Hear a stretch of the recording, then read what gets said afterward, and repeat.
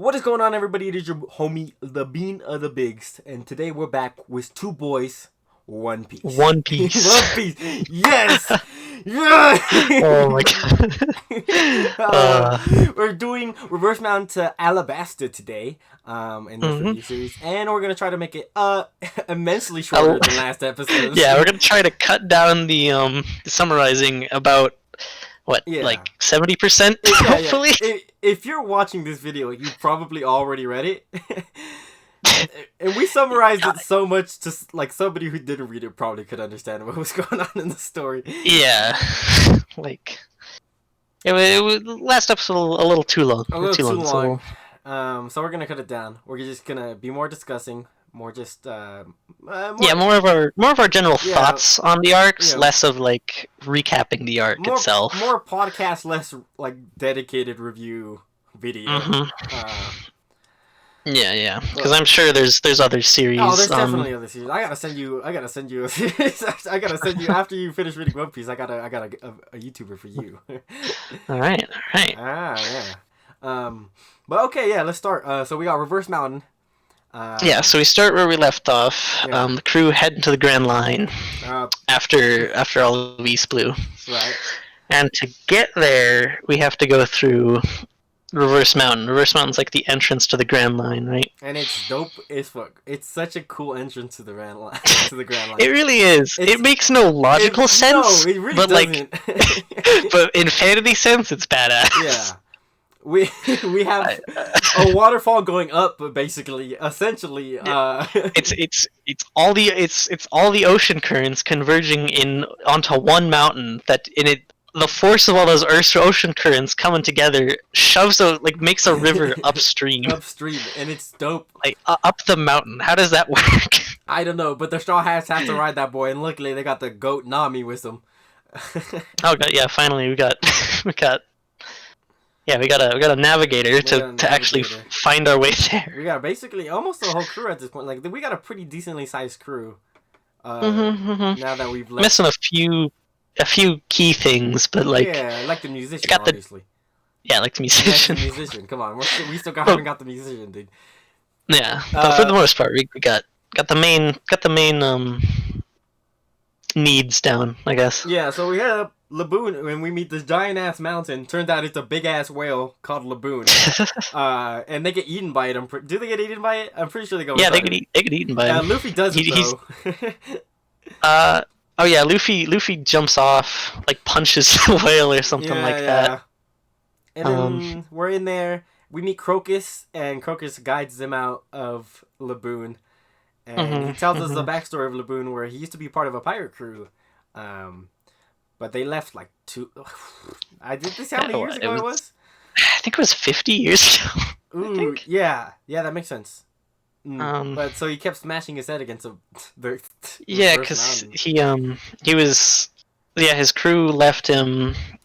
They said they were gonna come back to him when they went around the world. Yeah, they were gonna go around the world and come back. Along the Grand Line, and they never came back. So Laboon was trying to get to the other side, to see them again. Yeah.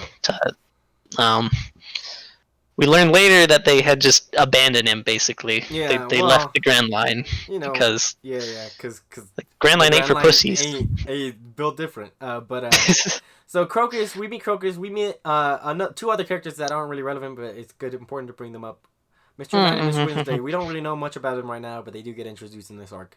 And Crocus will be important later. And Crocus introduces us to the navigation system in the Grand Line. The log poses. The log pose, because a normal compass is useless, seeing as the magnetic poles are of the Grand Line. It just it's always just spinning, isn't it? A compass is just always spinning? It's something like that. It doesn't work. It's like the compasses in Minecraft when you use them in the Nether. It just spins. It just spins. So instead, what they do is they lock on to islands' magnetic fields. And they stay on that. And so you have to use a log post to guide yourselves there. Yeah, to basically guide you from island to island. Which and they take a while to set. That's a very fun story device. Yeah, they take a while to set, which could be any period of time to walk onto the next island. Literally, it could be like 2 seconds or like 20 years. Yeah. Yeah. um, and yeah, that's Reverse Mountain. Yeah, pretty much. We get Yeah, introduced to the Luffy Calm beats. Belt as well, Luffy I guess. beats. Oh yeah, the Calm Belt.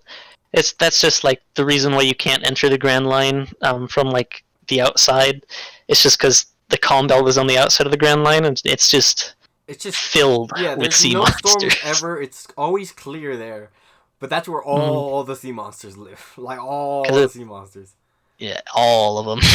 So it's not very cash money move to go through there. You have to go. Hmm. Yeah, I mean theoretically you could if you were built different, but right now they're not built different. Yeah, like you could get in and out that way, but not like not regular, not like a regular old ship, Yeah, tiny, with like a weak crew, yeah, but Um, yeah. So we go from Reverse Mountain. The two characters, Mr. Knight and Muffy Wednesday, lead. They tag along to come to the next island because that's where they need to go or whatever. mhm, And that's when mhm. we get introduced to Whiskey Peak, which has one of the doper introductions. I feel like. I do like Whiskey. I like because it's cactuses. But I mean, okay, Mhm. here's the reveal. We find out that they're all Oh graves. yeah, That was so cool. that was Oh my god, that was I'm crazy like, to me, dog. because you always see them from the distance, and so you're like, that's a cool That's a big cactus. that's a cool design for an island. It's like it's got cactuses all over it. Giant cactuses like mountains. Yeah. Makes for a cool design. And then you zoom in, it's just gravestones covering the island. Bro. That's what the spines on the cactus are. Yeah, they're built differente, dog. Yeah, so crazy. So they go there and they meet the mayor who's called Igarapoi. Sorry. You got a report. That's Whatever. a hard name to say. The mayor of the town, and the mayor's super hospitable, and they throw a party for them, and they all get Yeah, exactly. drunk, and they all eat all their food. Mhm. And They all pass out. they all pass out. 'Cause, no alcohol And then, food. and then this is when we get the graveyard reveal. Turns out all these people are bad. Yeah. And they basically lead in people to kill them, basically. Yeah, they lure in pirates, throw a party for them to be like to get their guard down. And then Yeah. they kill them and take all their stuff. But we find out that Zoro is built different, and no matter how much he drinks, he's always sober. A swordsman never drinks himself into a stupor. Yeah. And he never sleeps around strangers, which is an interesting point. Actually, I wanted to bring this up because we see him sleeping a lot on the boat. Mm-hmm. And I think it's because he doesn't sleep around non-straight, like, because it's people he trusts on the boat, right? On the ship. Yeah. So I feel like he makes up for his lost sleep by sleeping a lot on the ship. He sleeps a lot. Oh yeah. Yeah, no, it's like a running gag that Yeah. he's like just asleep half the time. Yeah. Yeah, when they just on the ship. So I guess that's a good point. Yeah. I never thought about that. Yeah, I think it's pretty cool. So Zoro takes out the whole town. Yeah, the whole town attacks him. And he just solos it. In one of the Solos best action town, scenes in the basically. series. No, that was it was such a good sequence. Just him versus what, like the 2,000 members of Whiskey Peak oh or my something God. like that. Yeah, and we find out they're all members of Baroque Works. Yeah, of a secret organization called Baroque Works. And it's run by, I think this is introduced here, it's run by one of the warlords of the sea. I actually don't think that's introduced until a little later, it's but alright. yeah, that's alright. We're not. Spoiler. This ain't this ain't a spoiler-free series. Yeah. Exactly. If you clicked on this, You why? if you click on this and you don't know what One Piece is, and you haven't read One Piece, well, go read One Piece, I guess. yeah, go read One Piece. It's actually it's really good. Yeah. It's a daunting task, but it's worth it. It's so worth it. It's so crazy, dude. So anyways, so Zoro takes out the whole town, and then Luffy wakes up, and he gets mad at Zoro for taking out the town after giving them food. And yeah, no, because he thinks they're all still like just hospitable guests, hospitable and guests. Zoro's just beating them up for like absolutely no reason. And I didn't really like this part, but I know you didn't have any problem with it. Oh no, I really liked it.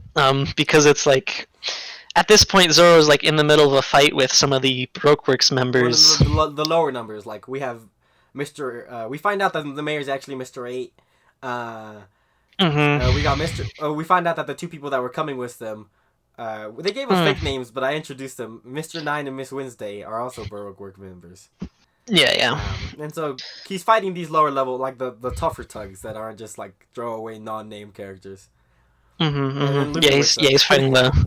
Yeah, then Luffy wakes up, and they're. This is also at the point where it was revealed that who is it? Mr. 8 and I forget her code name. Miss Wednesday. Miss Wednesday. Yeah, that was at the point where it was revealed that they were.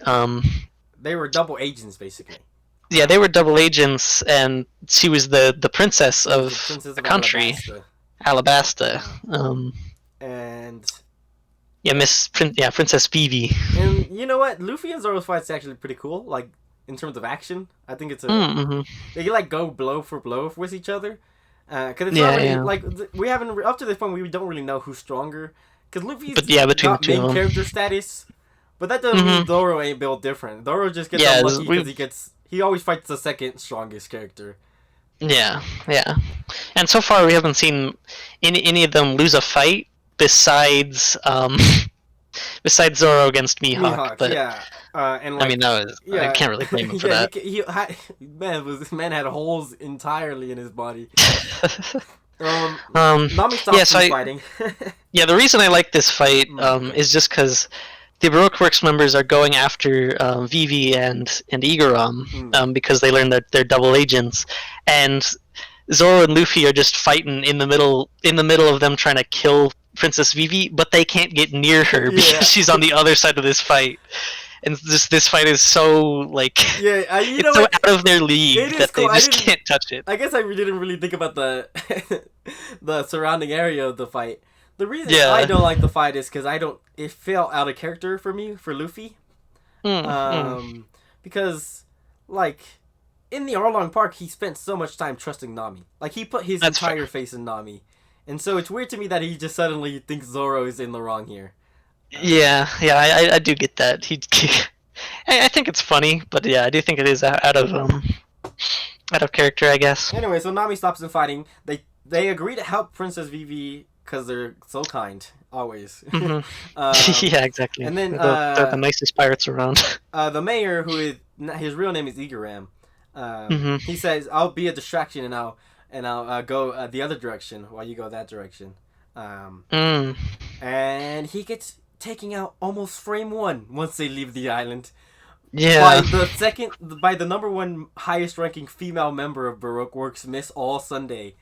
And we don't like the introduction to Miss All Sunday is crazy because we don't know she could have taken out the Straw Hats right there, which is weird that she didn't. She kind of just let them go.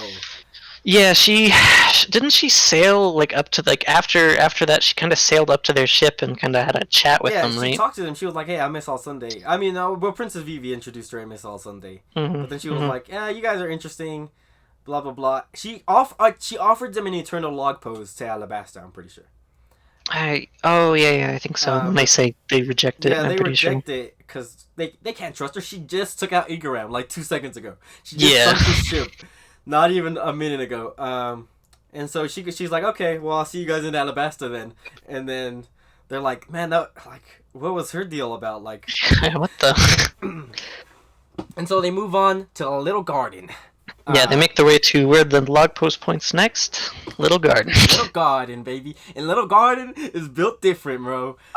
Little Garden is so cool. So they get there, and it's just like a tropical, like, foresty, like rainforest almost. And then what? So who gets off the ship first? Sanji and Zoro. I think it's Luffy and Usopp. I think maybe. They do get several. They do leave, but Zoro and Sanji also leave because they're like, I can find the most food. No, I can find the most food. Oh yeah. I think Luffy gets off because he's like adventure, you know. It's adventure. It's like this cool unexplored forest, and I think Usopp goes with him. I think. No, not Usopp and Nami stay on the ship. Zoro Yeah. and Okay. Sanji Who agree goes to go with get them? food, and so they Somebody. split off. Oh, Phoebe goes with Luffy. Well, I'm pretty sure. Yeah. Yeah. Okay. Yeah. Yeah. And then we get introduced to the vibes, the absolute homies, Oh Dory my and god. Broggy, dude. Dory and The Broggy. first giants of the series. Um, There's uh, more giants. I, Excuse me. the giants of the well, they say they used to be in a pirate crew. That is true. That is true. They They're did. from like a They go village. from a village of giants. Please, don't put me on the spot like this. That's true. That's true. uh, Yeah, and I love the. I love that that reveals like the naming convention of Little Garden.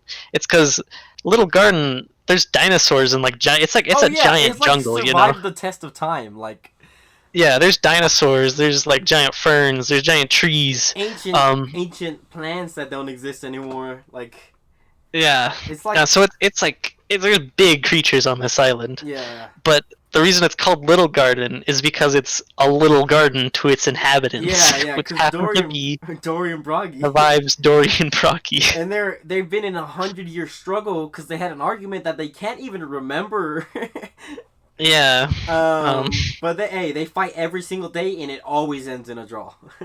Always ends in a draw. And Usopp looks up just... to them because these are true warriors of the sea. Like these are two built different warriors. Yeah, they've been having a match to the death for 100 years. Yeah, and tied like 500 matches or whatever. Yeah, tied. Yeah, I don't. It was something like 1,000 or something like in the thousands. Yeah. So yeah. One day, and, every day. Yeah, and the way they decided it was like when the central volcano erupted. And yeah, I think man, Little Garden is awesome. Little Garden is pretty good. Little Garden is a really fun area. Who like Nami read about it in a book at one point when she was younger, I think. There's I think so. Point about that. It doesn't matter. Yeah. Yeah, it's not. It's not too important, like overall, to the story or anything. So we fought. So they offer drinks to the things, and we fought. Yeah, they offer some ale from their ship. Yeah. To just as a good token of face to who did this? Usopp and Nami did this to Broggy. Offered ale to Broggy. Yeah, I think it was Broggy. Broggy was the big one with the beard. Turns out there was like bombs in that shit. And that shit was poisoned. It was it like bombs or like something. I want to say it was bombs, but it might have not been bombs. I think it was bombs. I think. And so yeah, he gave it like the rigged ale to Dory when they met up. You know, because they exchanged the two. Yeah, they exchanged. But they still like they don't tell each other because they're best friends and they have complete faith in each other. Like he doesn't. Yeah, exactly. They're trapped in a 100-year battle, but they're also like good friends. Yeah, they're also the best of friends, and I think this is they draw this parallel a lot, but I think this is the start of Zoro's and Sanji's like actual rivalry in the series.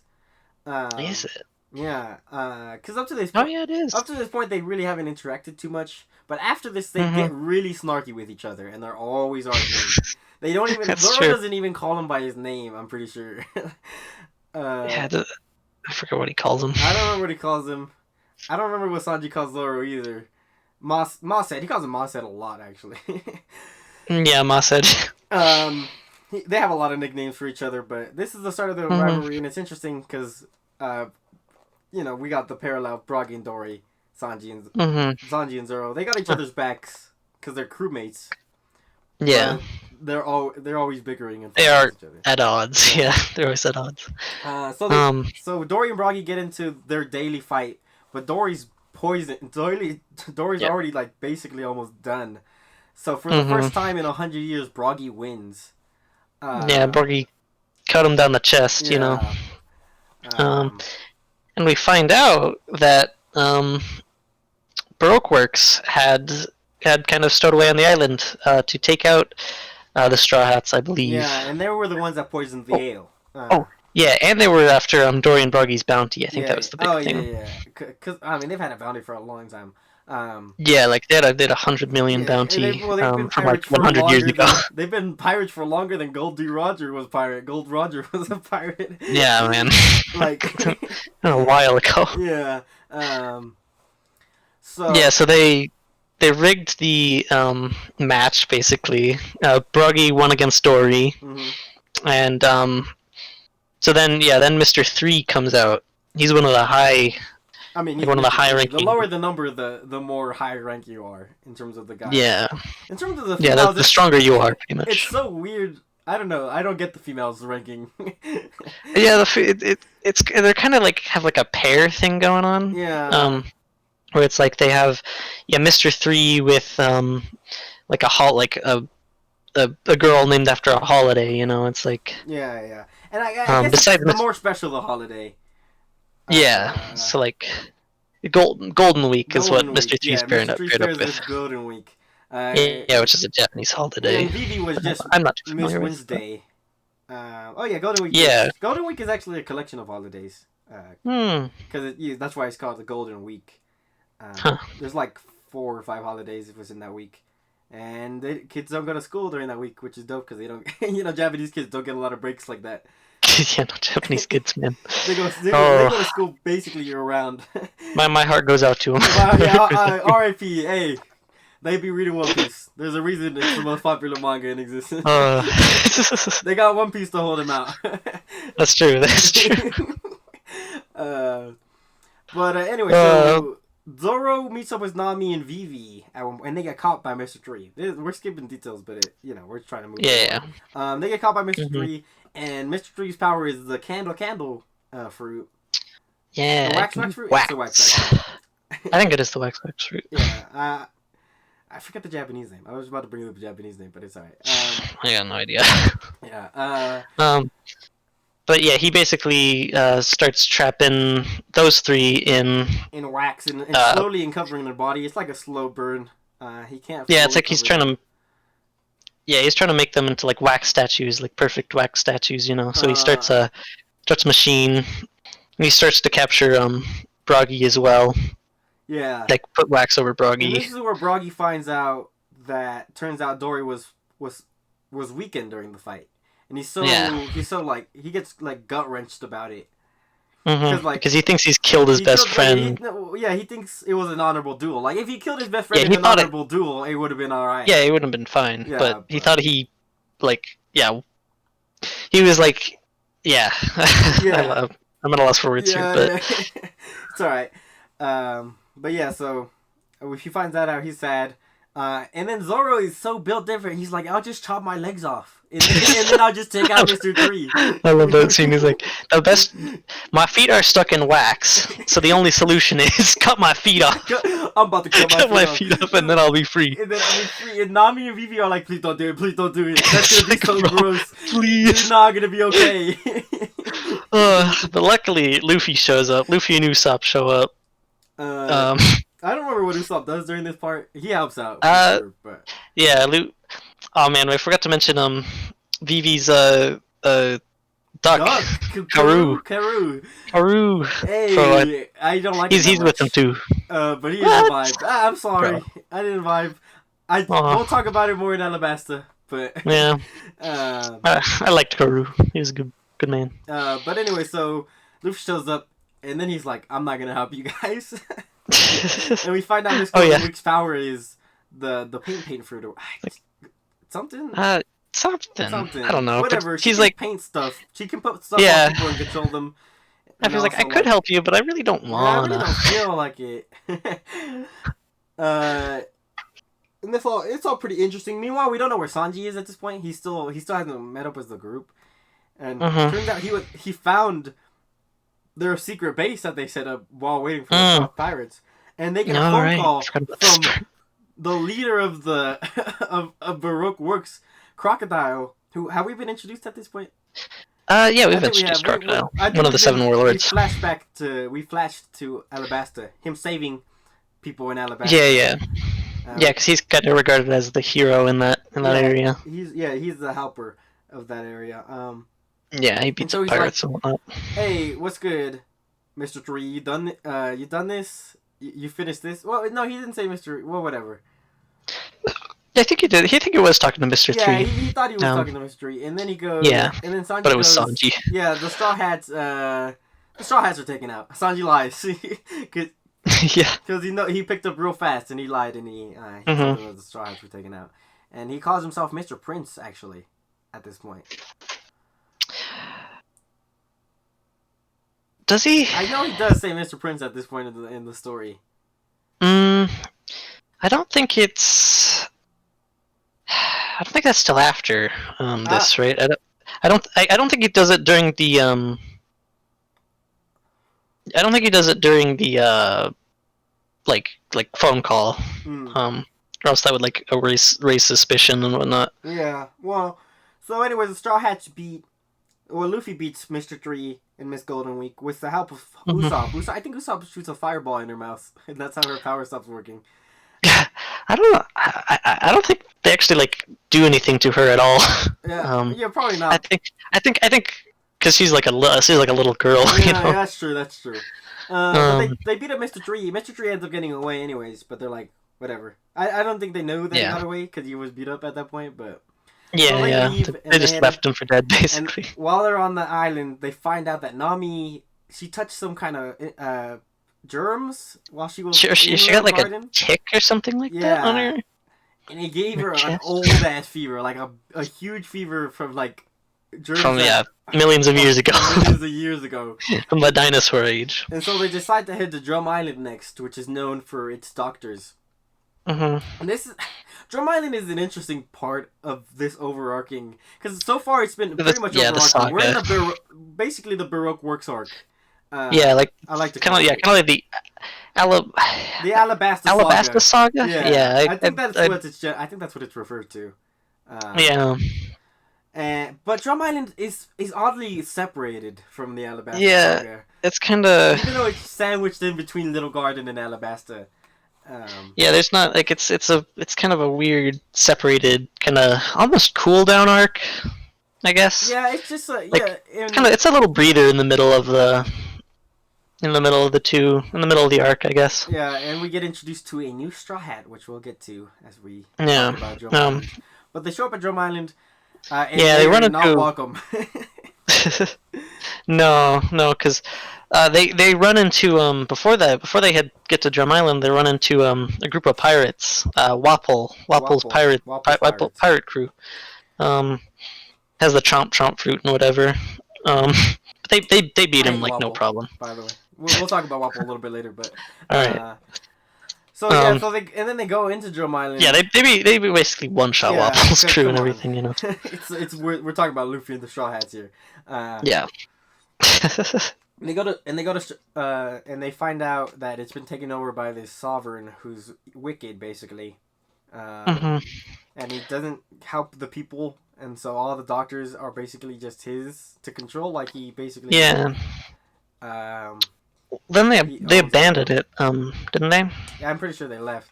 But Um, so yeah, I Dalton don't is like remember the why proxy they. actual people look up to.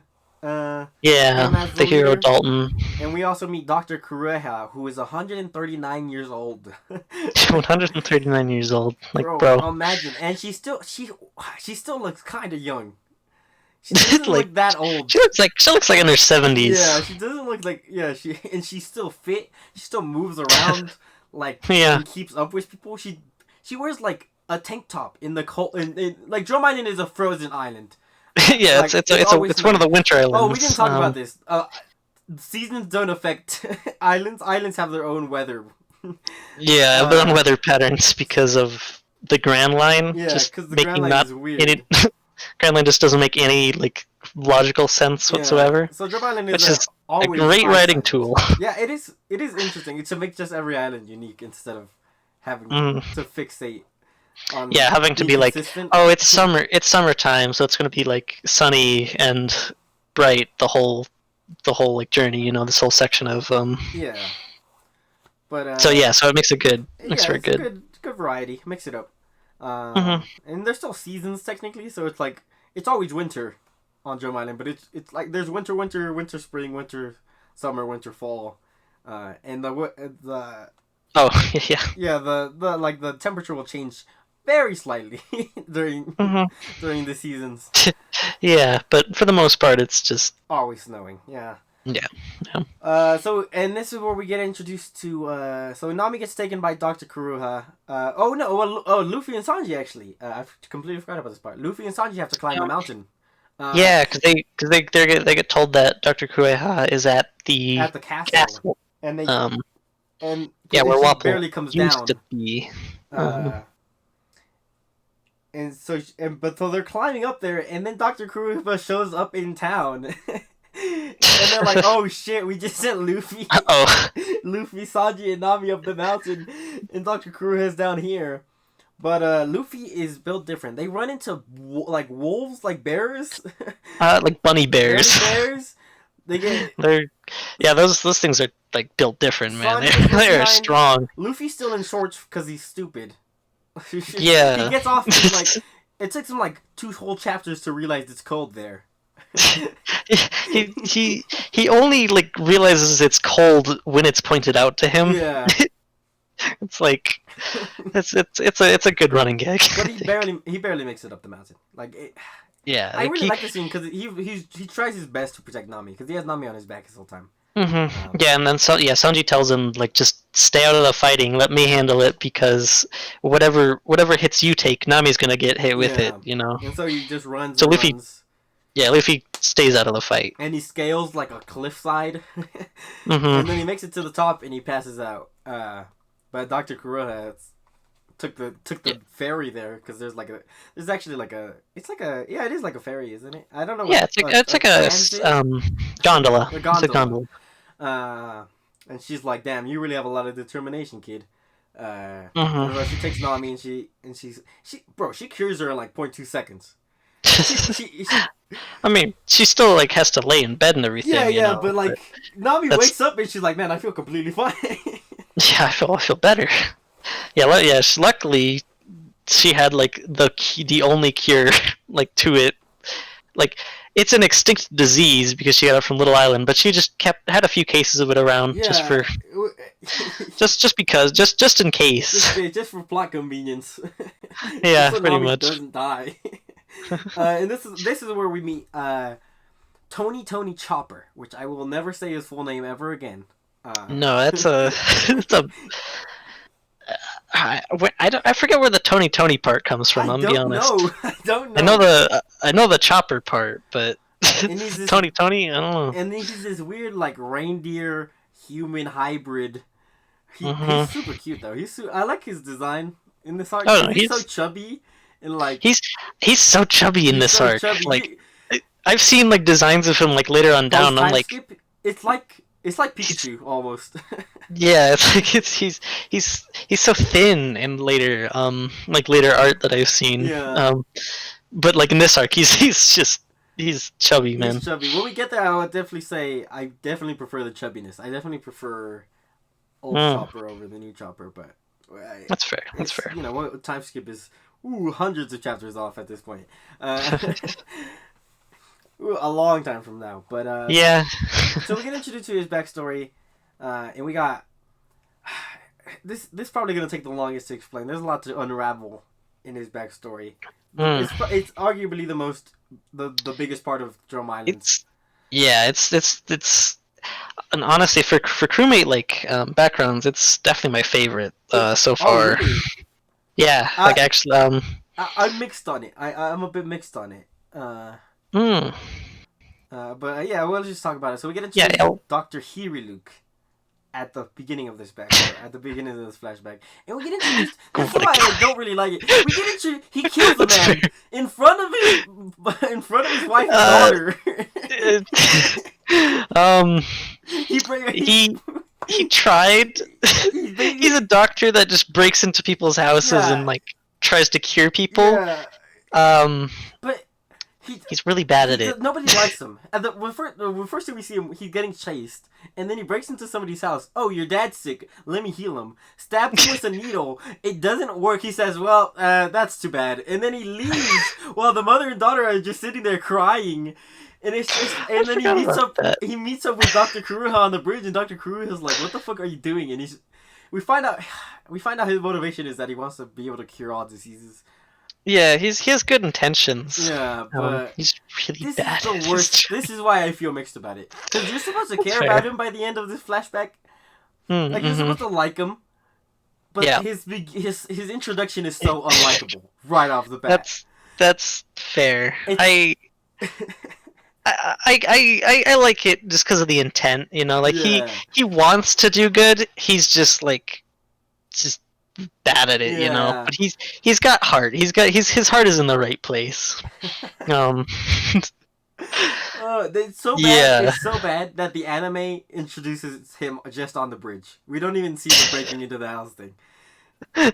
The anime just Yeah, introduces him that walking down the city was- being chased, and then he runs into Dr. Kuroha. Because they knew, the anime staff knew that the introduction was a little weird. yeah, that was a man, just man. What an introduction to a character. Yeah, and so we find out that Chopper Chopper used to be a normal reindeer, but he ate the human fruit, Yeah, somehow which found a. is the most useless fruit in existence. It really is. Like, what would happen if if a human ate the human fruit? What does it do? Does it make you double human? No, and it's so weird because like, Chopper has different forms that he hmm gets trapped into, but it Yeah. doesn't seem like this is a trait. Like this is a real trait. Like most other zone users only have like one other form, They have, they have two forms. but if you're already a human, do you just get buffer? Like, I, I don't know. we really have no idea what the effect of the fruit I would be think I for other read people. something in the Question corner? SBS in the question corner. Yeah, um, where it was like it was like somebody asked the question what would happen, and he said something about to become human is to like grow up, you know, or something like that. Yeah, some stupid shit. Yeah, Yeah, so Oda he's like awesome he shit didn't. He's always, like dude. even he didn't have an answer. Yeah, Like at the end, he's like, I don't know. You he's put me on the spot he's here. always dodging questions. He really is. Why would he have a question corner, bro?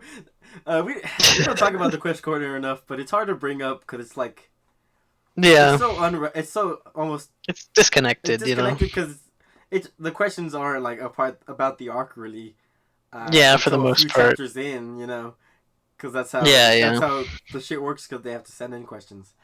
yeah. You can get some like fun information off of them. Yeah, Um, but like for the most part, they're just it's just like a fun way to for the author to yeah. interact with viewers. I like the Usopp's gallery. We haven't talked about either. Yeah, that was Did you fun. know he'll bring this up once we get to modern era One Piece? But one of Mm-hmm. the images in the gallery is made by the author of My Hero Academia in this arc. Really? Yeah. Wow. But this Huh. was when he was like, ooh, like like our age basically when he was reading One Piece. Huh. Wow, Uh, that's a as a really young cool man. fun fact. Yeah. I didn't know about that. And yeah, That's it's really crazy. cool. Yeah, like My Hero. Yeah, he's very. He's caught up completely. The My Hero author with One Piece. Nice. Yeah, That's yeah, yeah, that's really cool. yeah. Cool fact. Yeah, yeah. We'll get to that a long, you know, Yeah, a we'll long get to that time from now. in a long time. But anyway, Um, and then Chopper. So Chopper gets ostracized by reindeers, and he gets ostracized by humans because he's. I'm sure he looks because he's scary. yeah, he looks like a yeti. Yeah, Like he's just a furry like big burly man, you know, but basically with horns. so he starts like hanging out with Doctor Hero because he's also ostracized by everybody in the town, and they For form this being sort an of actual birder. yeah they form this sort of friendship, and hmm Doctor Hero tells him his backstory, and it motivates Chopper to become a doctor. Something about hmm cherry blossoms, and he was about to die, right? He Um, was on the verge of death. yeah, he was on the verge of death. He used to be a pirate. And he was on the verge of death, and he like came across an island that was like blooming with cherry blossoms, and that cured him or something. Yeah, and he wants to be It's a able little to. vague. It was an uncurable disease. And he didn't even really get cured because he still has it. That's true. The cherry blossoms kind of just delayed the inevitable. Yeah, yeah. And So his so goal is to like make cherry blossoms bloom on the island, you know, yeah, and cure um, uncurable, like cure all. cure Yeah. everything. Yeah. Chopper. Yeah, Doctor Helix tells Chopper that he's gonna die soon, and Chopper he tells him that he needs this one thing. I don't remember what the how the Uh conversation led oh. into this, but So okay, I know what you're talking about. So yeah, here Luke tells Chopper that the pirate flag is like the meaning of like freedom and hope, you know, and like oh right, good right. things. And so Chopper sees that In in the the medicine medicine book, book. the skull and crossbones. Oh, and he goes to find that plant, and he Yeah, makes a medicine out of it, and he gives it to Doctor Harrowluke. And Doctor yeah. Harrowluke not wanting to like crush Chopper's dreams because Chopper has good intentions. He Mhm. eats it because he's gonna die anyways. Yeah. And So then he drinks the poison fluid, like the poison soup, basically, yeah, which like kills him like what, like 2 hours or within the something like same that. day. Yeah, it's within the Yeah. same day. So he goes to confront the king, uh, Mhm. because he's a bad king. Yeah. uh, Oh no, actually, the reason he goes there is because the king starts a rumor that the 20 doctors are sick. oh, that's right, because Um, he's keeping them all to himself. yeah, he's keeping them all to himself, and he's basically like he lures the doctor in by saying the team of doctors is sick, and he's like, well, if the doctors are sick, who's gonna save the doctor? Who's gonna like treat the doctors? You Yeah, know. So he goes up. They're not actually sick. yeah, and then Dalton takes him out. I'm pretty sure. Uh, Um, yeah, and yeah. Like which he gets shot. He yeah, gets firing squatted. yeah, and that's R.I.P.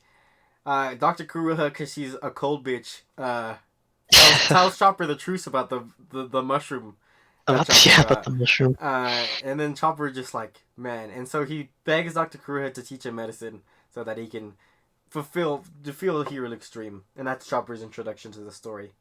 Mm-hmm. And yeah, the ending is like, yeah, it's more emotional. Chopper's like, it's I like Chopper's story, but I still wish Heroic was introduced into the story better. That's completely fair. Yeah, that first introduction does kind of um put a stain on his record. Yeah, because like I guess you could say. he wants to cure all, but he basically kills a man in his introduction. Yeah, he wants like people to be. He doesn't want any sickness. You know, he doesn't want people to die. Um, yeah, that he straight up kills a man in the first chapter. Um, yeah, yeah, Yeah. yeah. But And yeah, yeah. Overall, I do. I did like it how it ended though. How yeah, he achieved his research, which we don't like. Like we know that he achieved it. We just don't like know what it was. yeah, Um, yeah. By the end of it, and then he dies. Like he drinks the thing for Chopper. Chopper's like all sad about it. Yeah, yeah. I don't know. I like it. I like it. It is nice. I still like it. I mean, it's still good overall. Hmm. But yeah, and so we flash forward. I don't even remember what happens after this. After the backstory, honestly, Chopper or something. They steal. Um. Nami steals a key from the place, and then Wappo gets mad at her. Well, we didn't even talk about we didn't even talk about Wapple's like back on the island. Oh yeah, Wappo's back. And he's coming back to like reclaim his throne. Yeah. Um, gets in a fight with a couple people. I don't know. Wins. He's not too threatening, honestly. Yeah, he really is. This is what I want to talk about. He's really like one of the probably the weakest villain we've seen so far. Yeah. And that's even Like counting Alvida. yeah, that's true. That's true. Because even Albedo comes back. Yeah, like Um, I mean, Wappo gets his own cover page story, but like other than that, I don't think we see him again. Honestly, spoilers. huh. Uh, uh, Interesting. but yeah, he really he's like just evil to be evil, basically. Yeah, he's pretty much just like he doesn't really have a good motive. Yeah, He's just kind of greedy. greedy and evil. That's Oh, basically the whole thing. but Luffy's bazooka against him. Oh my, Oof, that was the dude, that rawest thing. panel, dude.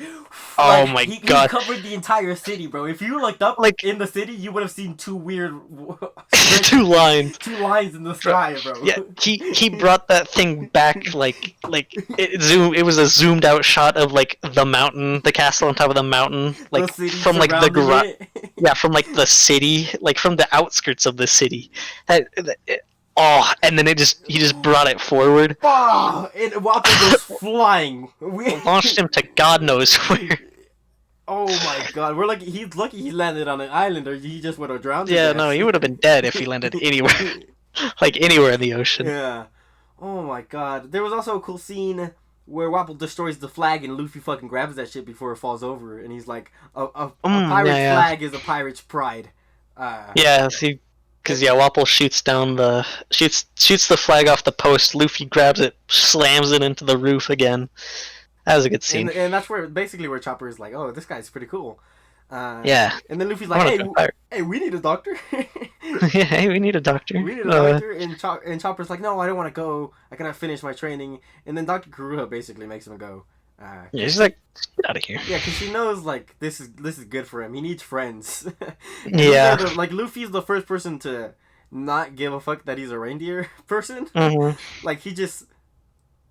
I mean, Luffy doesn't care. Luffy isn't racist or anything. Like no, Luffy ain't racist in the slightest. Racist in the slightest. Luffy will make friends with animals, people, hybrid animal people. It's like, I mean, it's like I think the thing was like Chopper's seen as a monster to like the village and his own reindeer, but then like. And like everybody's like, "Yo, this dude's a rubber man. He's a monster too." Yeah. Luffy's so different. He just bazookaed Wappo all the way across the planet. Yeah, I don't even know where the hell did Wappo. I don't know because we do see him in the cover story, but like we don't know like how far that island is from Drum Island. Like I don't know, man. And so yeah, Chopper joins the crew. He's our 1, 2, 3. He's our sixth member, I believe. Our sixth member. And so we move on to the Alabasta arc. We're finally back on the Alabasta side. Yeah, on the main story. That's kind of why it's so weird. It's kind of in the middle. Yeah. Yeah. There's like none of the Baroque works on the island or anything. Just basically Nami's sick. Let's go fix her. Yeah. And so we move on to Alabasta, and Alabasta is built different. Oh my god. Alabasta is a different beast. So before we even get to Alabasta, the crew, the Straw Hats meet with Mr. 3, Mr. 2. Mr. 2. Yeah, because complete coincidence, like. Well, kinda, because Crocodile tells Mr. 2. He sends Mr. 2 to go kill Mr. 3 because he suspected that, like. He gave him like a wrong order or whatever. Yeah. Because it was actually Sanji on the phone. Yeah. But he sent Mr. 2 off to go kill Mr. 3. And so he went there and just didn't find anything. So he was on his way back to Alabasta. And so he runs into them, and he introduces us to his devil fruit, which he can turn into anybody as long as he's touched them with his right hand. He's touched their face with his right hand. Yeah. And this is like a complete body swap. Like, just because he's touched their face doesn't mean his whole body gets changed. Yeah. And so the running joke is he's a cross-dresser basically. He's not. Well, he's not held back by gender. He's basically he sees himself as both genders almost. Because he can switch bodies, and he's been both genders. Yeah, so he doesn't. Yeah. And that's what the "Oh Come My Way" style is about, which we'll get to his fighting style later. Oh yeah, it's karate style. Yeah, but so then we get to the island, and we get introduced to the most chattest of characters, which a tattoo that might or may not be changed later on in the story. We'll get to that. Luffy's big brother, the best character in all of One Piece, bro. Ace D. Portgas. Oh my god. You like him a lot, don't you? Dude, he's so cool. Right off his introduction, bro. He's eating and he falls asleep on his food. Oh my god, yeah. And they're all like, "Bro, are you okay?" And he's like, He's "Huh?" dead. We think he's dead. He's like, "Huh?" And he's like, "You were asleep." And he's like, "Were you guys talking to me?" And then he falls asleep a second time. Oh my god. And then he's looking for Luffy. And Luffy comes in the bar that he's in. Complete coincidence. But Smoker interrupts them before they get to interact. And Yeah. Smoker is like Luffy cannot take Smoker, but Ace holds back Smoker in like what is assumed ends in a draw. hmm Oh my god, dude. Yeah, you may be smoke, but I'm fire. Yeah. I remember was one of the lines there. Um, Yeah, man, I forgot that Smoker chased them into the Grand Line. yeah. Oh yeah, Smoker's All chasing with them. Alabasta. He'll be a recurring like Marine. Had to change to Marine by the way because I did go back and read it and it did say Navy. I think it was Navy. Um, I don't actually. Wait, hold it. They did change yeah, somewhere they in did. there. What? It starts off I'm in it. This is why I was confused in our first part because I was like, Navy, is that real? And then I reread a lot of those chapters and I was like, they do say Navy. Yeah. But then they just switched to Marines halfway through the show in like the Viz translation. Man, I do. I don't know. Like, what? It's so weird because Marines. I never is the noticed more the accurate change. one. Yeah, I guess. I mean, Marines is what it is in Japanese, but like, I'm pretty sure, anyways. But yeah, I don't know. I don't know when that changed, but it changed somewhere. yeah, Because like back in Captain Morgan, I know for a fact it was Navy. yeah, and but now. But yeah, now it's Marines, and I don't know when it changed. I don't know when it changed. I have no clue when it changed. But yeah, the Marines. Yeah. Smoker is gonna be recurring. Tashigi's gonna be recurring. I wish Tashigi was more reoccurring because I want to see more of Zoro and Tashigi. Yeah, she seems like more important. But she's really only in like a few chapters in this whole saga. Yeah, but so Ace meets up with Luffy. Actually, Dalton was supposed to give Luffy a message. Oh Ace yeah. was gonna meet him in Alabasta, but he didn't get to give him it because they left. Yeah. And so Ace is like, alright, whatever, it doesn't matter. Basically, you want to join my pirate crew? And Luffy goes, no. Yeah. No, he's like, because Ace is here to, what was it? To try and recruit for Whitebeard, I believe. Yeah, he's looking for a pirate that we won't get introduced in for a little bit called Blackbeard. Right. But while he was on his way, he knew that Luffy was He messing knew around. Luffy was in the area. Yeah. So he was like, I'll meet up with my baby brother. Why not? Yeah. And so he gives him his. This is where we get introduced to Vivre cards. Very briefly. But he gives Luffy a card and he's like, this card will lead you back to me. You don't. What? You don't remember that? I know you weren't Nope, gonna remember it. It's such a. I do not remember detail, that at all. Luffy keeps it in his hat. Oh yeah, okay, I do remember that. Yeah. He did get that sewn into his hat. Yeah, but so this actually one of the major things I like about Alabasta arc. We get such a sense of, for me, I'm really not able to map the One Piece world in my head. It's so almost difficult. I know what it looks like, but it's so hard to keep track of. Like it's hard to keep locations in mind. Yeah, it doesn't really give you a lot of like specifics on it. And Like it gives you the world map and then like the maps of like the areas you're on, you know. And it feels weird. But that's about it. Because One Piece feels like you should be able to know that stuff. Yeah. Like this is something that Shonen falls under a lot, but Shonen doesn't really like even other Shonen do a better job of giving you a sense of what the world looks like. But you know, whatever. But this is why I love Alabasta, because Alabasta, we get multiple maps. We know where the Straw Hats are almost at all times. We know how places are going to meet up and battles are going to come together. There's a very good sense of progression during Alabasta. And there is, yeah. We always know where characters are. Yeah. It reminded me of this whole just the whole Alabasta arc reminded me kind of a fantasy novel almost, with the like two armies coming together, and like you could keep track of like where the armies were, what their motives are, like like how they formed. You know, it's like it really reminds me of a fantasy arc, Yeah. like a fantasy novel.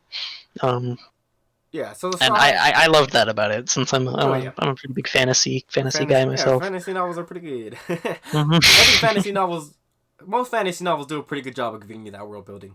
Yeah, giving me that scale. Giving you that scale. Most fantasy novels have maps in the books, Hmm. so yeah, Yeah, you can keep track of like what's going on, it, and so that's yeah, that's what reminded me of it. Um, you know. yeah. I completely understand. Um, and so we follow the Straw Hats. They go to a desert town and they find Toto. Ha! I got his name. Yes, Toto. Who used to work there a long time ago, and Vivi knows him because he used to work Oh in yeah, yeah, yeah. Castletown. Uh, Mm-hmm. and we find out that he moved to an oasis town, but the oasis has dried up at this point. Yeah. And that's where we find out the struggle between Toto's son, Koza, who leads the revolutionaries who want to take down King Nefertiti. Or King... Mm-hmm. What's his King first name? Cobra. King Cobra. King Cobra. Because they think King Cobra is a bad king. Mm-hmm. Because he doesn't give them the rainwater. Yeah, because the whole thing is there's a thing called dance powder that basically tosses it into the air and it creates rain clouds. It sucks the moisture from the air and makes rain clouds in that specific area. But the king decided not to do this because it draws from other islands. Like, yeah, it basically sucks the air, which prevents other areas from getting rain. Yeah. You're basically like stealing the rain. So he decided not to do this. Koza still doesn't like. Koza feels like the king is like lying mostly. Mm-hmm. And like this is one of the arguments I don't like. They have an argument and it's just like they're both not talking to each other almost. It feels like they're not understanding each other. It feels like more artificial arguments, in my opinion. Yeah, I feel you. I feel you. But so yeah, so Koza wants to take out the king. The king wants to stop this. In Crocodile, Yeah. we find out that Crocodile is orchestrating this whole situation. So the Straw Hats go from the desert town. They cross the river in the middle of Alabasta, and they end up at the casino where Crocodile his base is located at. Yeah. And Luffy, all the Straw Hats except for Chopper, Sanji, and Usopp get captured. I don't. No, I think Usopp's in there. Okay, well, I know Sanji's definitely not in there. Yeah, Sanji's not. No, I don't think Chopper is either. Oh, real quick, the fucking crab that takes him across across the river. I forgot to bring him up. But there's so many wild animals in Alabasta. The author makes the world feel real because there's like unique creatures that exist in the One Piece universe. Yeah, like the just penguins. in Alabasta. the penguins. Yeah, those ones. Those are a vibe. They were in like 2 panels or something like that. Luffy like beats one him up like half a chapter and maybe. They has to become their master. Oh my god. Yeah, they has to become their master, Luffy's master, because he beats one of them. Yeah. And then they come back later, like as an actual like plot point, and it's like, bro. So, hey, back such a small detail. Back on story, so we can keep this pace up. So Crocodile has them captured, and he reveals the whole plan. He's gonna take down both the revolutionaries and King Cobra by blowing them up. Smoker's in the cage with Luffy. He also got captured, and we get introduced to sea prisms.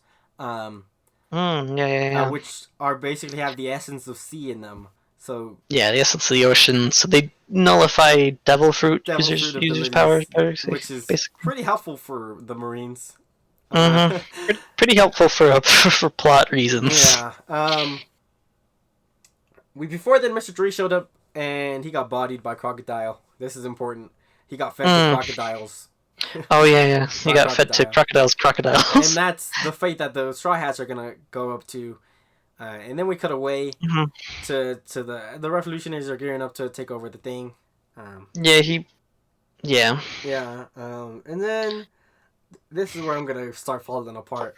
Yeah, this arc gets really complicated. It kind of all comes together. All this stuff it's been setting up. They cut away and it's all set up really good. Sanji calls Crocodile again, and Crocodile realizes that it wasn't Mr. Three on the phone, and Sanji introduces himself as Mr. Prince. I think at this Mr. point. Prince. He's talking to him on the phone Yeah, at this point. yeah. At this point, it's Mr. Prince. But he still doesn't know what Sanji looks like. And this is very important because Mr. Two also didn't see Sanji when he showed up on the ship. Yeah. And Mr. Two has Luffy, Zoro, Usopp's faces in him when he met them on the ship. So Nami's as well, I'm pretty sure. So Crocodile leaves because villains always leave before they see the main characters die. Yeah, no, he puts him in like a James Bond type trap where it's like I'm gonna leave you guys. One of these crocodiles has the key, and the room is flooding. Good luck. Yeah, the room's flooding. Basically, the crocodiles. I'm feeding you to the crocodiles. One of them has the key. If you can fight the crocodiles. Yeah. And so they fight the crocodiles. And then they don't even get the key. They actually punch a crocodile, and it's the crocodile that ate Mr. Three. Oh yeah. From earlier, because he got crocodile trying to kill him. Yeah, Sanji comes in, kicks a crocodile, peeks at Mr. Three. And then Mr. Three's like, I can free you guys. I can make keys out of wax. And it turns out Crocodile didn't even actually put a key in the crocodiles. Or if it was just a fake key. Yeah. But so they escaped because Crocodile failed to also finish off Mr. Three. Even though I don't Mr. Three must have been in there for like a few hours. Oh wait, we totally glossed over that Luffy's not there. Because Luffy fought Crocodile in oh yeah, he got bodied. That's right. We forgot to mention that he got bodied. Yeah, he got bodied. Luffy fought Crocodile earlier, and we find out one-on-one. Crocodile's devil fruit is the sand. Yeah, I don't know. I think it was literally just the sand fruit or something like that. And so Luffy can't punch him because is he a Logia type or he's a Logia? Yeah, it is a Logia type. Is it a Logia type? Okay. Yeah, it is a Logia type. And Logia types can't be attacked unless you find like a way to. Like they're very unique in that way. Yeah, they're like your body becomes basically made of an element. Yeah. Like Smoker or Ace are examples that we've had before. Yeah, and it doesn't. Yeah. And so Luffy gets bodied. This is I guess this is one of his first losses in the series, I think. Now that I mention this, but it's not like a huge loss. I mean, we're still in the middle of the arc. Yeah, I mean, we're still in the middle of the arc, so we know he doesn't we know he doesn't lose, but he gets he gets like a hole through his chest, like he gets speared through with Crocodile's hook. Yeah, and then he gets completely dehydrated because that's another one of Crocodile's abilities because he's made out of sand. sand. He can suck moisture from people, and just objects. And Luffy turns into a prune fruit. Yeah. And so now everybody's escaped. Mr. Three helped them get out. Crocodile doesn't know that they're out yet. Mm-hmm. He doesn't know what Sanji looks like. Yeah. And so Alabasta's already set up. They need to get there fast. Luffy's missing. He goes missing for like 30 chapters too. Like we don't see him for a while at this point. Yeah, they take him out for a little bit. And here we go with the duck that you like. Karoo. He pulls up the Karoo squad, the legendary 6 ducks. The Power Ranger ducks. I can't remember what their name was. But they all the fastest creatures in the West, baby. Creatures in Alabasta, baby. And then Alabasta. And then they all run towards the castle because Vivi's gonna try to talk to Koza because they're childhood friends. Yeah, because in the meantime, while this has been going on, the rebels have started on their way to Alabarna to overthrow the king, basically. Mm-hmm. And so they all the while the crocodile stuff is going down, the rebels are attacking the main kingdom. Yeah. And so Crocodile shows up first, and he's just watching over with King Cobra, and he's like, just watch all your subjects die, all the rebels, because he's got the bomb that's gonna set up to blow the entire town. The crew is coming in, and then we get one of the coolest versus battles in all of history. Every character gets a character to fight against, even Nami, who at this point hasn't fought yet in the series. Oh, she really hasn't. Yeah. So we get. She gets her own. And I got these written down. Thank God. Chopper and Usopp versus Mr. Four and Miss Merry Christmas. This fight Oh, this fight's really fun because Chopper and Usopp aren't dedicated fighters. Chopper does Yeah, have they're his fight form, but it really isn't. yeah. Chopper is a little bit stronger than like your average Person. person, Yeah. but he's not like he's not a fighter. He's not He's some, not Sanji, Luffy, Zoro level of yeah. strength. He's not he's not one of the main three. Yeah, he's not like completely inhuman, even though he's technically inhuman. Yeah, yeah. And then Usopp's just like, I mean, he's good at range. Yeah. He's a smart dude, but he's not a physical fighter whatsoever. And this fight's a lot of fun. We get a lot of good transformation uses from Chopper. Usopp and Chopper really work well as a dynamic because they basically outsmart their opponents in this fight. Yeah, because they're both like they're kind of the smart ones. You know, they're Usopp's the kind of crafty, and then Chopper's just a doctor. You know. Yeah, and so the only thing I don't like about this fight is the fact that Usopp gets his whole skull fractured and he's fine afterwards. Like, it's yeah, we get like a nothing. Mortal Kombat X-ray of Usopp. His skull's fractured. His nose is in pieces. Yeah. Oh, And then they he's- win. and they win. I mean, they have to win. It doesn't matter. Yeah. Yeah. I get but like Usopp should be dead. Should be dead. But he's a 100% resilient dead. dude, honestly. No, because this is what I don't like. Because the whole show, the whole manga, they've been building him up as the weakest character. He's actually just a normal human, and this would definitely kill a normal human. But he heals really fast afterwards too. I don't even remember if there was a healing period because the next arc we see him, he's like completely fine almost.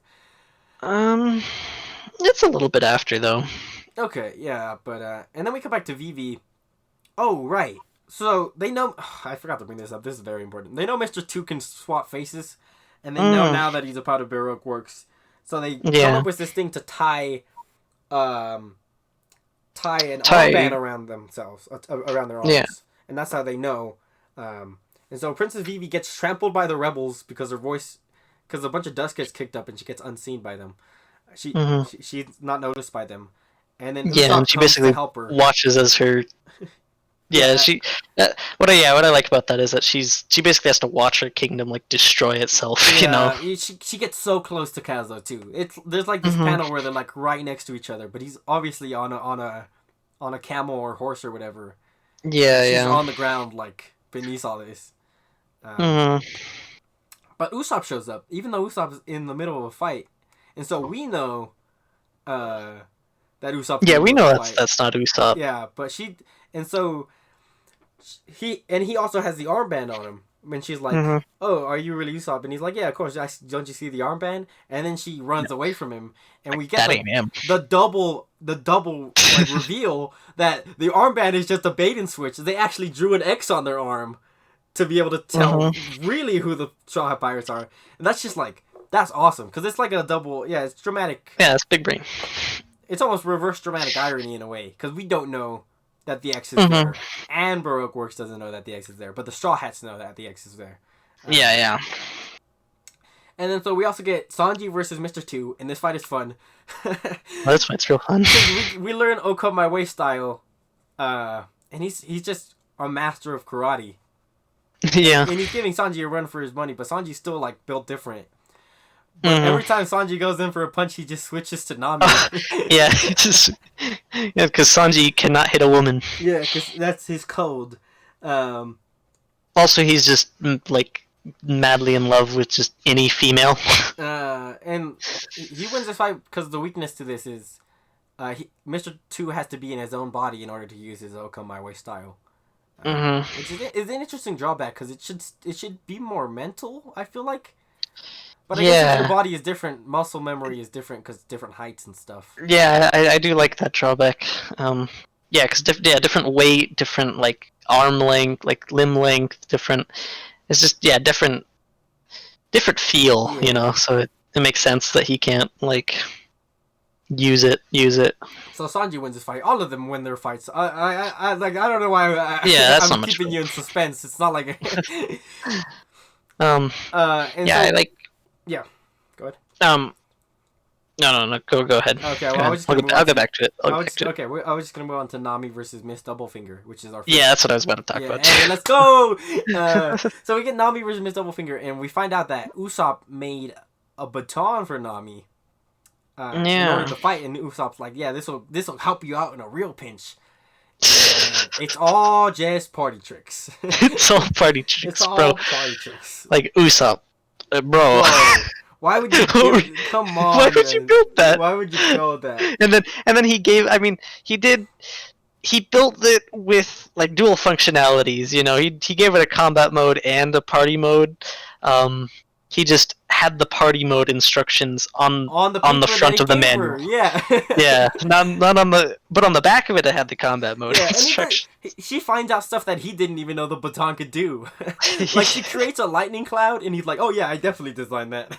Yeah, I definitely totally built that into it. Yeah, that's crazy. But yeah, I really like it, that weapon, because it allows Nami to like use her knowledge of like the weather patterns and everything she's a to navigator. Yeah. Yeah, because the baton basically makes like hot air bubbles, cold air bubbles. It's a very fitting weapon for Nami. I feel like. Yeah. Like flex her knowledge. Yeah. Yeah, exactly. So she can use. Yeah, so she uses the baton, like to make like thunderclouds using like hot air, cold air. You know, like how actual thunderclouds are made. You know. Yeah. So I think that's a great weapon for Nami. And Nami wins by forming a thundercloud and blowing up lightning striking Miss Doublefinger. Yeah. And then so we move on to Zoro versus Mr. One. Mr. One ate the slice fruit. I think. Don't quote me on that name, bro. Daz Bones. That's his name. What is this fruit? What is this fruit? The dice fruit. The dice fruit, and it's not a It's not a Logia type. It's just a Paramecia type.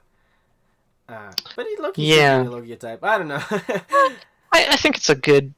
I think it just basically allows his body to just turn into swords, basically. And it's like they're all made of steel. I guess a steel Logia type would kind of go against what a Logia type is, because steel can't really be. Steel can still be. And again, it's not so much steel. It's more just like swords. Yeah. It's like.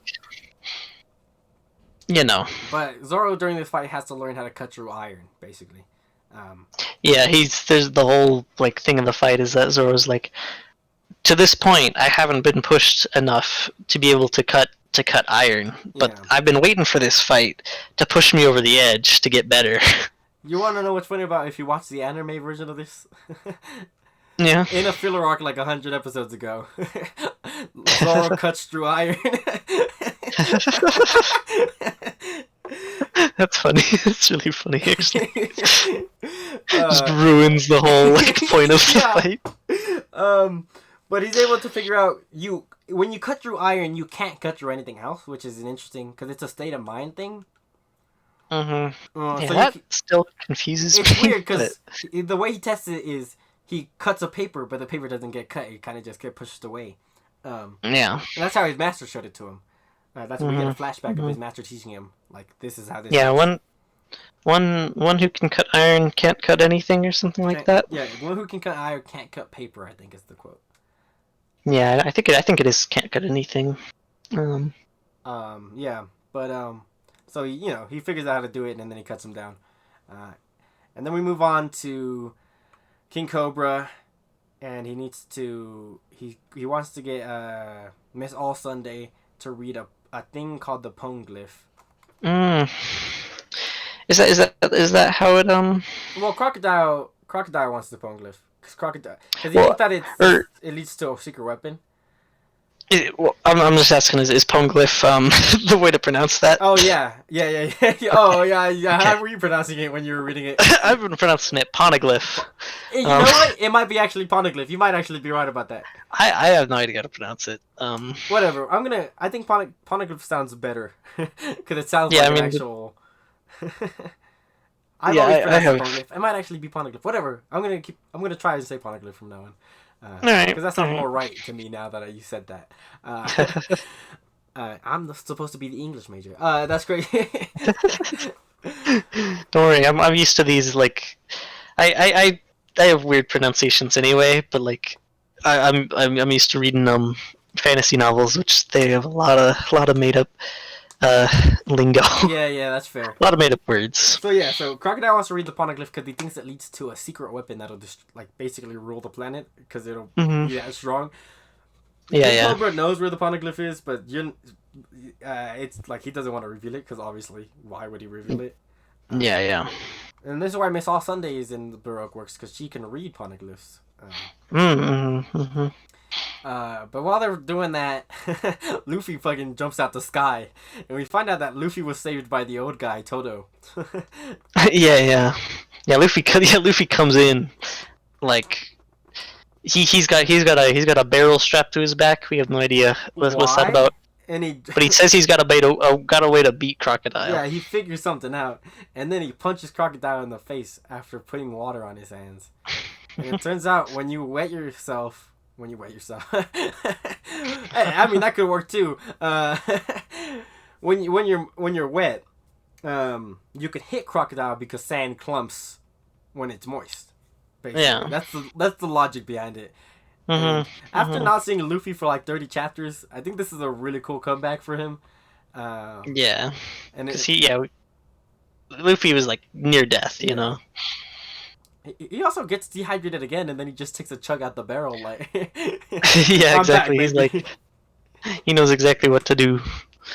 Um, yeah, my favorite one of my favorite things during this fight is um he pulls that one move that Goku does in Super, where he like when hit kills him, he just shoots the ki blast up in the air, and then it comes back down and starts his heart again, Yeah, yeah, well, which yeah, I that does feel happen. like which I feel like might have happened in might have been taken from this fight, where Luffy Crocodile like gets him by the neck, dehydrates his whole body. Luffy takes a shot at him, shot of water at him to try and hit him. Um, Yeah. but he shoots it in the air. He like intentionally misses it. Crocodile drops him. The water falls back down on him and like rehydrates him. Yeah, this fight That is a was lot of fun. I like yeah. It's in my opinion it's not as fun as the Arlong fight. In terms of like Luffy's usage of his abilities. Yeah, But in terms of like just a fight, yeah, it's good. I like it. yeah. And I think I prefer Crocodile as a villain in this case. I think Crocodile is Mm, a stronger villain because he really feels yeah, like the mastermind behind the whole operation. Like he really feels like he's in control for so much of the arc. Um, that's true. Yeah. Sanji He throws him he definitely off, has a presence. but yeah, he's cool, and he's the third warlord we're introduced to. Um, who's the second warlord? Yeah. He's the warlord of the sea. Yeah. So that's like a big thing. You know, he's Yeah. one of the seven big bads of the universe so far. Anyway, so Luffy beats the shit. Yeah, after yeah, after a long fight, honestly. yeah. It's a pretty long.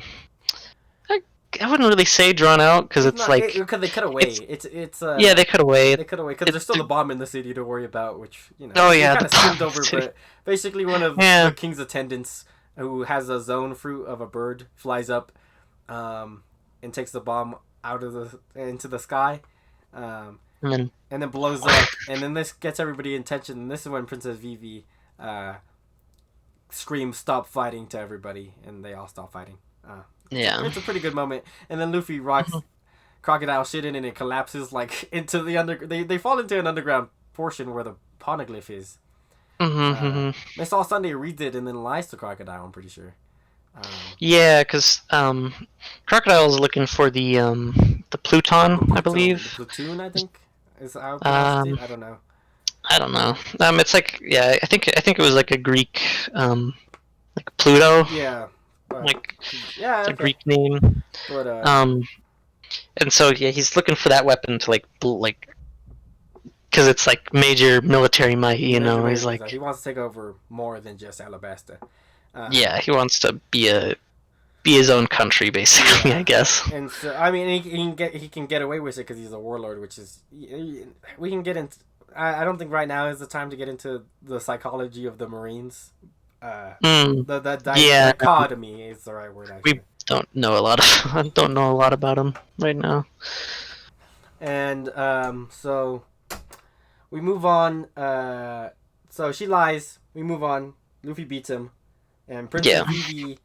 Everything's good, and Princess Vivi gets invited to join the crew. And I think this is one of the better Mm. parts. This is a good end to Alabasta, in my opinion. Oh, this is a good end to Alabasta. So the Straw Hats already consider Vivi a part of the crew because she's been with them since Whiskey Peak. Yeah, so she's been with him like 80% of this arc. And she's got to go, but she's got to do something that same day that they're leaving.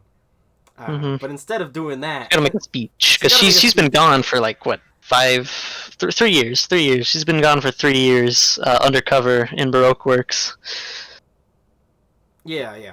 And so finally their princess returns. After 3 years, she's gonna make a speech of her return and what she's learned and everything. So what she ends up doing is she ends up using a snail phone. Yeah, we don't. I don't think we've touched on them, but there's. We should have touched on them when Mr. Prince. We did. So they don't have technology. Like this isn't like they don't have cell phones. We say calls, but what they do have are these snails that can communicate each other using radio waves. Yeah, they're just wild animals that can use radio waves like cell phones, and basically. So the humans have been able to tame them, to make phone calls for them.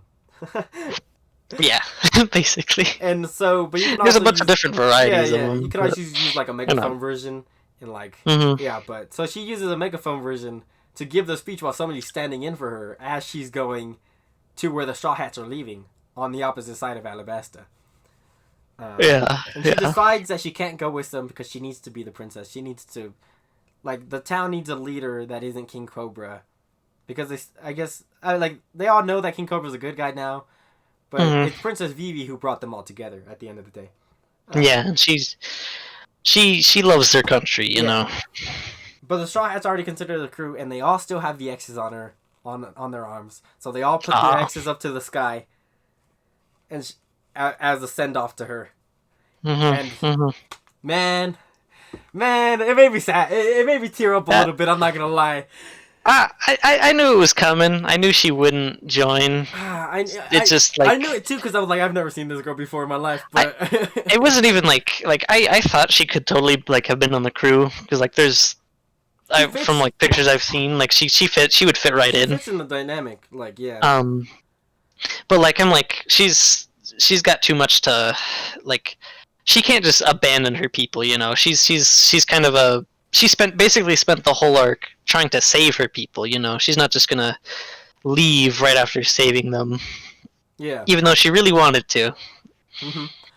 Because she really enjoyed that life as a pirate for a little bit. Yeah, she did. She had fun. They were like her closest friends, even though she only spent like not even a few weeks with them. Yeah.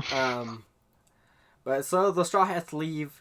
And before they leave, Miss All Sunday shows back up on their boat. Yeah, she just comes out of the cabin. Yeah, like hey, what's up, guys? She just pops out of nowhere. It's like, I was wondering when you guys would quiet down. Yeah, and then like, oh, what? And they're like, what? Hey, don't worry, you guys already took out Baroque Works, so I'm not a member anymore.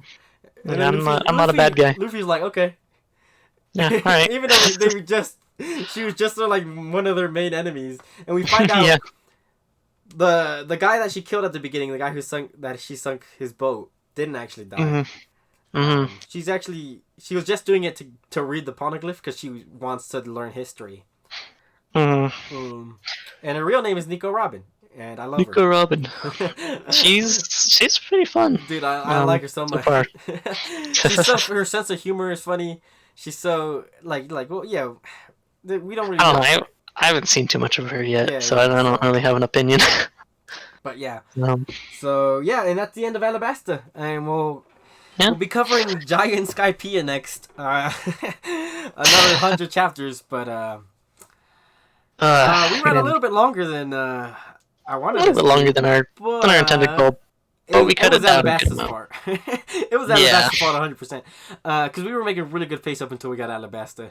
But Alabasta is just so much to cover, and there's still so much we didn't talk about. Yeah. Yeah, real quick before we go. Yeah, Uh, anything else? Yeah, go ahead. Anything you want to um, say? what do you how what is your opinion on Alabasta versus East Blue? Alabasta versus East Blue. Ooh, I'm gonna take Alabasta any day of the week. Hmm. But I love East Blue. I love East Blue. I love Long Park and Beretti, but Alabasta feels so much grander, and Mm-hmm. as an introduction, as the first major saga of the Grand Line, which we're gonna be on for a while. Um, Mm. Yeah, as I suspect. Man, is it built different. Alabasta, it all It's comes together so nicely. It's written that's so tightly. Other than Drum Island, which is it's just kind of a breather, but mm, yeah, yeah. I get what I do think I like Alabasta over East Blue too because it whereas East Blue feels like East Blue is kind of focused on its own it's focused on like the main One Piece story of like Luffy becoming the king of the pirates, mm-hmm. becoming like gathering a crew and everything. Alabasta kind of veers off in like another direction. Like it takes it basically creates a whole other story that our characters get wrapped up in. You know, it's like you could make the Alabasta like its own manga and it it would would work. it would be a popular manga, like like Yeah. there. Um. So like it's kind of like it's not direct. It kind of shows that One Piece isn't like just it's not just from here to the goal. There's like it's comfortable with branching off into Yeah, like separate stories to tell. Like he knows what he's the author knows what he's doing, yeah, no, he's built and different. feels free to like tell other stories about it. You know. Yeah, so basically, you're Um, saying the true One Piece was the friends and journey we made along the way. That's Exactly. exactly what I'm saying here. But, all right, cool. The- uh, yeah, um, yeah, anything else? exactly. You got anything else you want to say? Um, nope. I mean, I'm excited for what's to come. Yeah, Is all I man. can say. That was a good. It was a good. I'd say introduction to the Grand Line. Yeah. All right. Well, thank you everybody for watching the Two Boys, One Piece One Piece. review series podcast, whatever you want to call it. Leave a comment Yeah, down below, whatever. like the video, subscribe to my channel.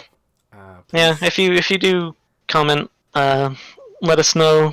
If you've seen the first video and this video, let us know which one you You're a liked real one. more. I guess. Yeah. Doubt it, but Yeah, I did, bro. I got like 50 subscribers, bro. Come on. hey, and, no, gotta be hopeful. Gotta be yeah, we hopeful. gotta be optimistic. Anyways, All right. yeah, See cool. you, boys. See you guys.